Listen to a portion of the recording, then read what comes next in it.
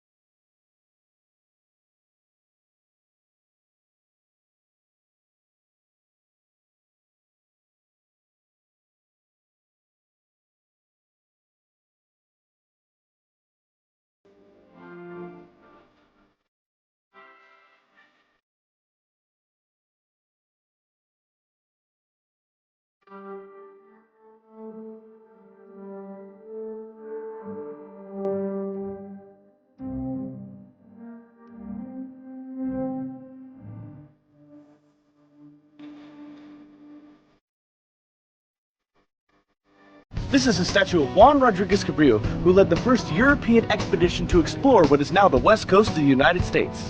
The weather is really clear here today. It's giving us a great view of the coast. I'm glad it's not foggy, because if it was, we wouldn't be able to see so far out into the ocean. Since Cabrillo is elevated, it gives a unique view of San Diego that you don't get in many other places. Cabrillo National Monument was established in 1913 to commemorate his voyage of discovery. Alright, so we got our volunteer. Alright. So, we'll talk a little bit about the armor, what some of these soldiers would be wearing. So this first little bit of armor that I have would be, for some people, might be your only form of protection. But for some of our kind of more wealthier persons, this would be their first line of protection. So this is a quilted armor. Basically, it's a robe. There's like canvas that's put in here. And actually, does anyone think this is pretty good protection? No. It's actually pretty decent.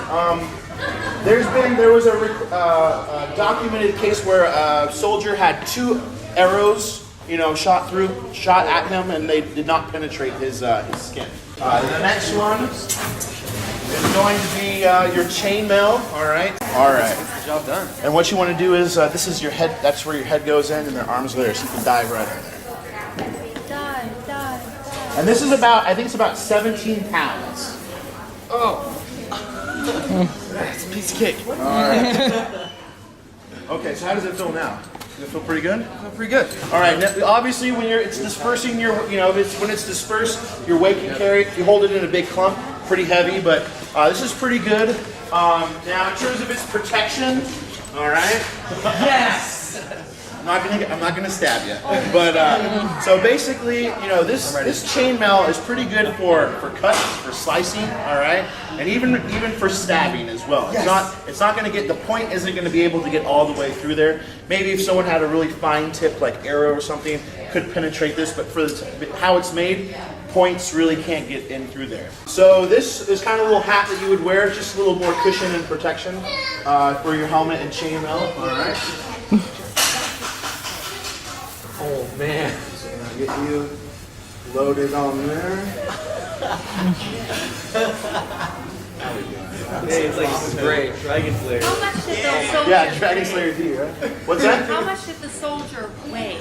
If you were heavily armored, you'd have about 60 pounds of armor on Right, you. 60 pounds of armor, but Right. how much was the guy? Oh, how much was the guy weigh? Yeah. I don't know, probably like maybe 130 to 170 pounds. All right. The feather on the back would, to mark either your rank or help you know what team you're on. Those of you who play sports, you might have uniforms. This kind of tells you what team you're on. All right, we're here at the Cabrillo National Monument with San Diego locals, Johnny and Roger. Guys, tell us what is important to you about these national parks. There's a lot of information behind these. There's a lot of sites, important facts you can learn here at the national park. And also there's a lot of wildlife that's pretty awesome to see around here. And also we have a great view, our great views in San Diego. And also it's pretty cool down here. What do you think of all of my armor? Really cool. Pretty cool or really cool? Really cool. All right, I'll stick with that one. All right, you guys, so what'd you think of that presentation back there? It was alright. I didn't really know much about it, but Yeah, I learned a lot. Learned a lot about the old style. I didn't know that they carried around 60 pounds on them, like 20 miles, man. That must have been Did hard. you see what the number did, that chainmail did to my head here? Wow. That's not going away for a while, but still cool. Yeah. Fun to learn. Hello, we're at the Cabrillo National Monument Visitor Center, and we are about to get a full presentation of the types of armor and weapons that Cabrillo himself may have used. The visitor center here at Cabrillo is really, really cool. They've got a demonstration where they show off all the conquistador weaponry, and we got to see crossbows, swords, and even chainmail. It's like going back in time into another world. It makes me wish we had armor like that. We could sure use it for some awesome costumes.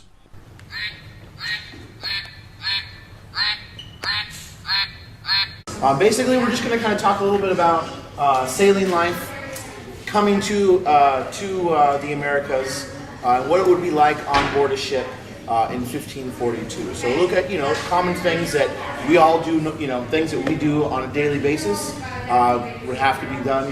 Was done by people forever. And so we're going to kind of look how they did it in the 16th century, especially on board a ship. Life on board a ship in the 16th century, a lot different than it would be today, but same things would be going on. You have a crew that's specifically there to make sure the ship is sailing correctly, and then you had commissioned officers that would be on board the ship, and you have sailors. You'd have soldiers. And you would have other significant crew, like you'd have, obviously, let's all take a journey back into the 16th century. Spanish, the Spanish crown. You definitely have what would be a very important person to have on board the ship. Yeah. Other than like the captain, right? The cook is definitely a good one, right? What else? Spanish, the Spanish crown. Have you ever heard about the 3 G's? Gold, God, and glory. So who would be the God part? The priest. The priest definitely would be instrumental in life on board the ship. When you would I didn't bring the hourglass, but we have it's actually 30 minutes. When you would flip the hourglass or the 30-minute glass for time, there would always be a prayer. Every 30 minutes there would be a prayer when you would flip the for timekeeping. And when we think of like sailing on board a ship in the 16th century, like how did these people eat? What did they eat? Obviously, it's going to be dried food. Will be in terms of getting the moisture out. So different methods of drying food. Obviously, air drying, like with the sun, smoking it. Same practices of how we would procure food today. On board a ship, actually they ate pretty well. I'll pass it around. You can look. There's a little bit of some fish, which you would have on board the ship. And then, does anyone know what this is? Any true sailors out there? Right. Yeah, there's hardtack in here. All right. So that's just like double baked bread, or bread cooked over a slow heat for a long amount of time to get all the moisture out. This hardtack pretty much can last forever. And so you have this, and then you have a variety of really nice beans.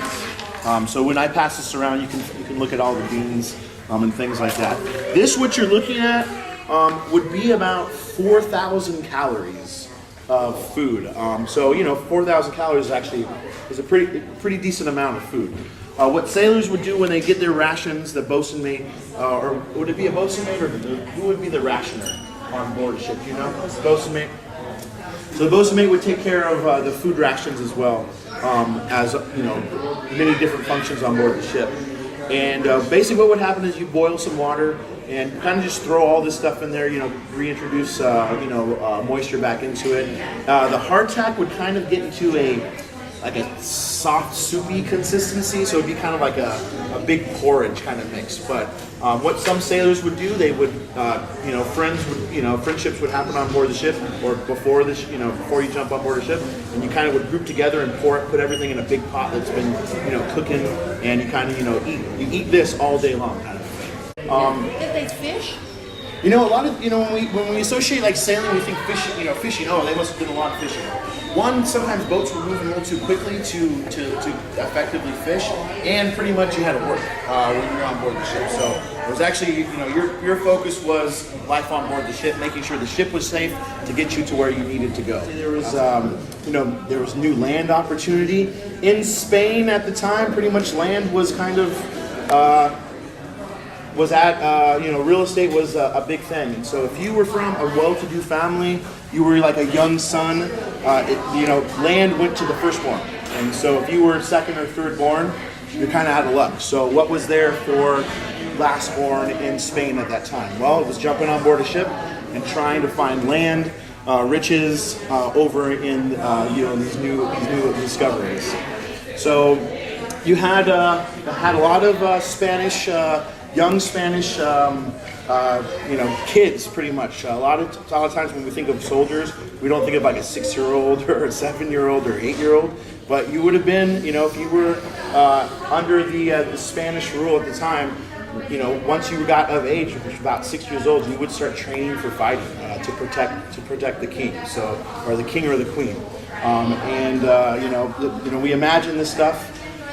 Usually a woman, a girl at 13 years old would probably be married at that time and have, and be ready to start a family.